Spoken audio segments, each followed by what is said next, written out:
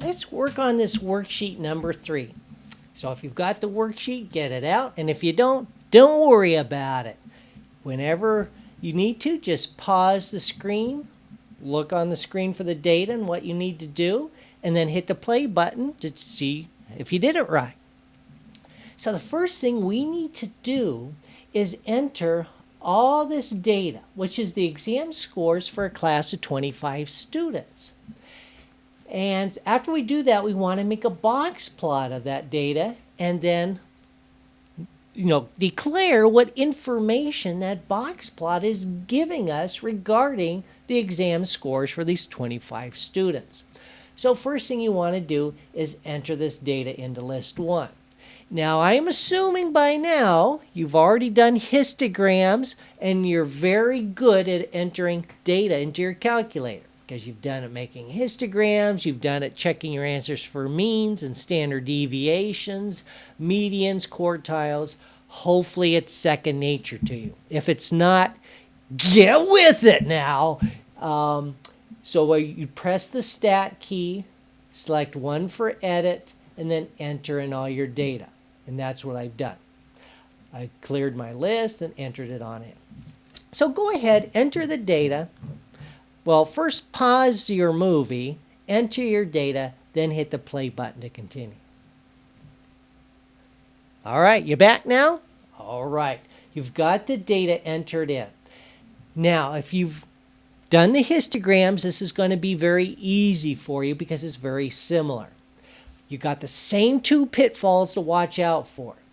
So I'm going to press the Y equals key. Oh, look at that. I've got some stuff in there. Now that would mess me up because it's going to try and graph these equations in addition to my box plot. It's not going to do it. It'll just give me an error message. So if you've got anything in there, what you need to do is get the cursor to wherever there's something and press the clear button. So I'm going to do that and clear everything out. All nice and clear. So that's taken care of. Only one more pitfall to take care of. So I'm going to press the yellow second key and the Y equals key. Oh, look at that. I got plot 3 on, plot 1 on. You see, your calculator doesn't want to be plotting different types of plots at the same time. Can't do it, so it gives you an error message. So let's do this. Let's do choice number 4 and turn all the plots off. So I press enter and it's done. Okay, that takes care of all our pitfalls. Let's make our box plot.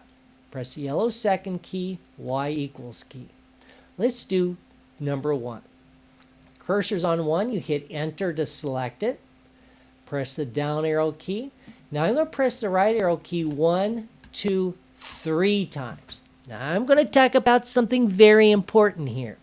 It's in regards, which box plot do I choose? This one that has these little dots there, which signify outliers, or this one that doesn't have the dots, therefore doesn't give out outliers? This one right here, don't you ever dare let me catch you using that one. It's a worthless piece of junk. Yeah, that's what it is. Because it will not show you the outliers. And that is one of the main reasons we're making a box plot. So please, please, please do not use that one, only this one. This is called the modified box plot, which is what we want. This that we don't want is called the unmodified box plot. So I highlight that. You know that's not enough, don't you? You also have to hit the enter key to select it. Then when I press the down arrow key, see the modified box plot is highlighted, as is on. Tell it which list it's in. So if you have anything else there besides L1, just press the yellow second key and 1, and you'll get list 1. And just like with histograms, frequency needs to be set to 1. If you've got all that, you're just 2 key presses away from getting your box plot. Press the zoom key, and then choice number 9, which is zoom stat. And there you have it. Now, just like we did with histograms, press the trace key and then your left and right arrow keys. See, this tells me, aha, we got 2 outliers. This one is 32, and this outlier of 38. The left whisker goes out to 60, which, by the way, is the farthest data value to the left that does not exceed the limit that we set for outliers, which is any data value that is more than 1.5 times the length of this box from this side of the box is an outlier. Well, these are more than 1.5 times the length of this box from Q1 here, which Q1, by the way, is our first quartile, 76.5. Now, the right whisker goes out to our highest data value, so we don't have any outliers on the right side, just to the left. So with this, using the trace key, you can very easily make a sketch of your box plot above here. So why don't you press the pause button, make your sketch, and then come on back. All right, did you make your sketch? Well, how'd it go? Did it look something like this? Whoops, that shouldn't be there. Let me make a few adjustments here. Get that up there. There we go. So there's mine. Just the same thing here. You know, you got the data values. You can find it on the number line. Easy as pie to sketch that. Now, very important. What information does this give us? There's two main things you want to mention.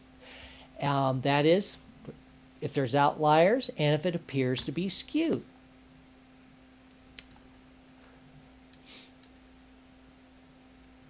Let's do that. There are two outliers, 32 and 38, and the distribution appears to be left skewed. And how did I know that? See how that left whisker is longer on the left and shorter on the right? So that indicates, you know, things are bunched up on the right, causing the left side to be skewed. Now, what should we use to measure the middle? And explain the reasons for your choice. So that way we know you just didn't guess and had hope to be right. Well, we should use the median to measure the middle. And why is that? Well, two reasons. We have outliers, and as if that weren't bad enough, it also appears to be skewed. So we should always list both because both are present to show we know what we're talking about. Okay, so that's what we use to measure the middle. What should we use to measure the spread? Now, back here with the middle, the choice was, now, do we use the mean or the median? We want to use the mean. It's always our first choice, but we can't use it if we have the troublemakers of outliers or skewed distributions. We had both. That's why we were stuck using the median, which is resistant to those troublemakers.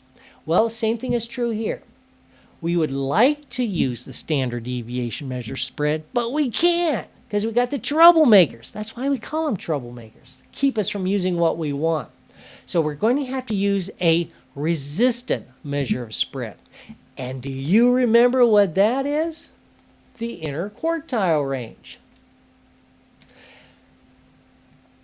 Whoops, let me try that again. That didn't work out so well.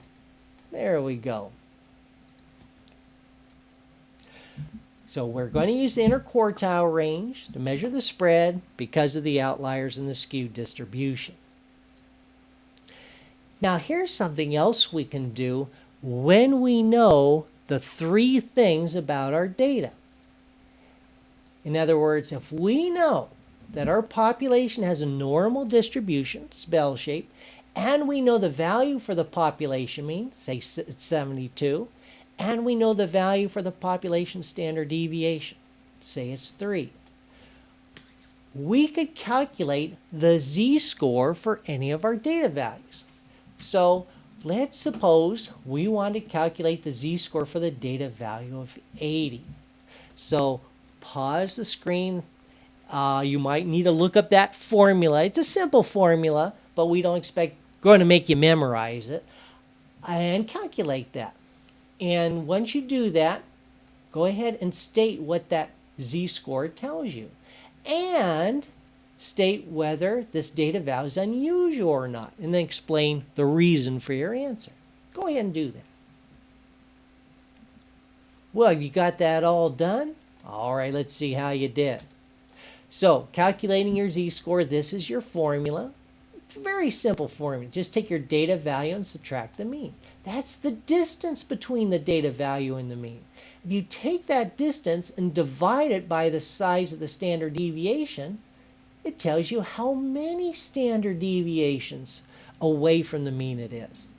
So the z-score is 2.67, and what does that tell us? The data value is 2.67 standard deviations above the mean. We know it's above or greater than the mean because it's positive.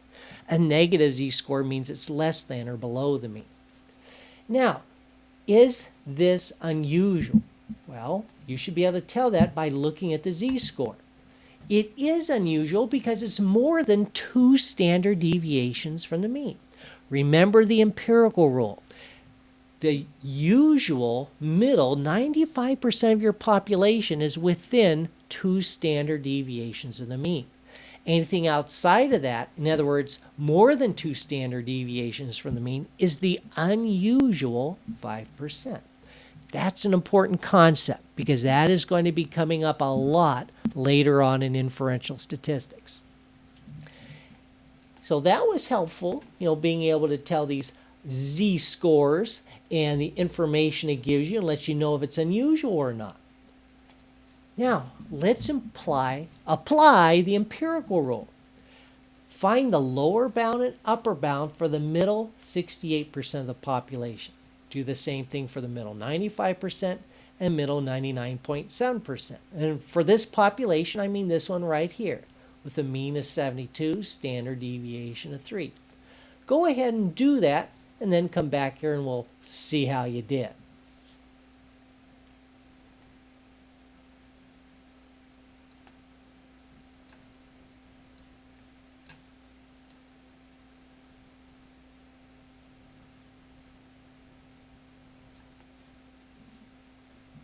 All right, are you back? Okay. Now, what we know is 68% of the population is within 1 standard deviation of the mean. We know that if it's a normal distribution. So all you've got to do is calculate, well, what's the lower bound and upper bound for that? Well, the lower bound, you just take your mean and subtract 1 standard deviation from it. Mean 72, 1 standard deviation of 3, that's 69. And then for the upper bound, just add a standard deviation. So I know this middle 68% of the population data values are between 69 and 75. I know that thanks to the empirical rule.